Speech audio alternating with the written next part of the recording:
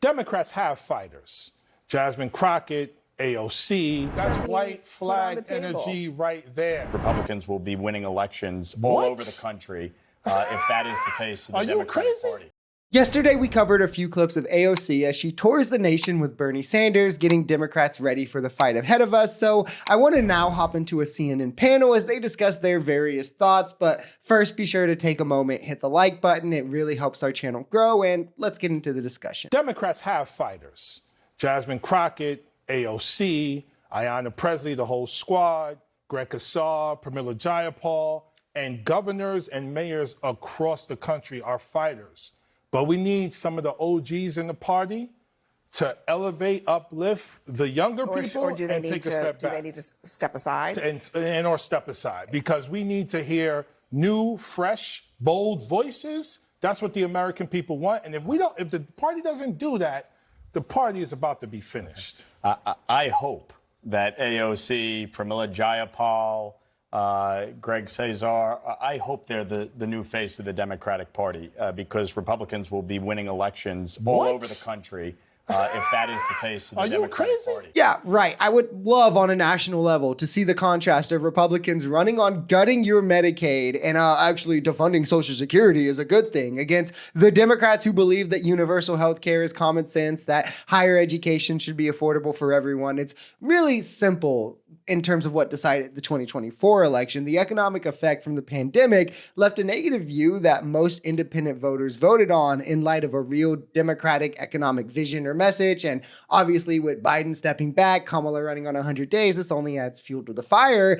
When Kamala leaned into this sort of AOC type rhetoric, the populist worker first rhetoric, she soared in popularity. When she leaned away from it is where the popularity died. Even Republican voters are revolting in their town halls. If we leaned into this actual populist rhetoric, I think it would be a real landslide on the horizon. We agree on. We still have consultants and big money controlling the Democratic Party, compromising it. Outperform Kamala Harris in her district. Trump did better than. But here's my point.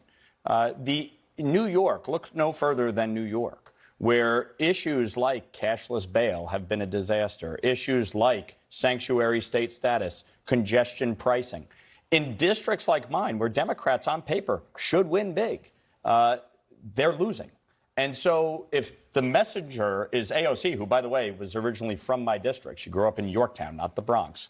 If AOC is the face of the Democratic Party, in swing districts all across this country, she will mobilize voters way more than Nancy Pelosi ever did. This is how easy this dude's logic falls apart to show it's just, well, whatever Democrats are doing is bad. He's saying Nancy Pelosi mobilized voters to the right and that AOC will too if they go her way instead, despite them representing two completely different wings of the Democratic Party, meaning he's literally just trying to say, oh, well, Democrats will fail. Well, no, Jamaal is actually the one who is right here. If you get the dark money out of Democratic politics, that's been moving it right for a decade now, where that's always going to be a losing battle. You're not going to outright the right from the left and start instead representing the worker first messaging, the working class, the middle class that grew the party in the first place, the FDR days, the civil rights movement, and it won't even be a competition. I can't just chain myself to the White House and become an activist full time because you and others here are going to call me for things that you need. All of those things require me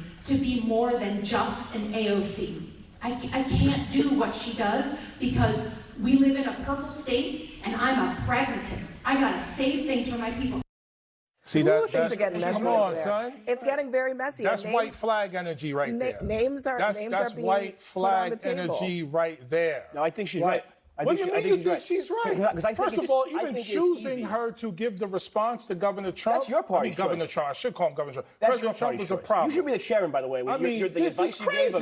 Notice how it's literally the conservatives that are trying to say that Alyssa Slotkin was right. That's enough to show that she's way off base. The fact is, when you spend an election year hyping up the opposition as this grave threat to democracy, to our rights, to liberalism, and then he gets in office and you're instantly capitulating, you're giving a speech saying Reagan was better, even though Reagan was a dog shit president as well, while seemingly just giving up control to the fascists that easy. It's like, well, one, that takes credibility from you. Two, we want an opposition party. You just warned us about this threat. Now we want someone to stand up to it. That's not what we elect you for, is to just roll over, rally in an election year, and then roll over the other three. We elect you to fight for our rights with everything you have, to act like a true opposition party, which is what AOC and Bernie are doing, not what the Chuck Schumers, what the Alyssa Slotkins are doing, right? You're supposed to push for what's right, not what's popular. We don't elect you to worry about your political career. Bowman is right here. It's white flag energy. And it's also, he himself is a perfect example of what I mean here. He's a true progressive who has real left values, who wants to put the working class first, that was unseated by big, dark, conservative money infiltrating the Democratic Party. That's something we need to rid of.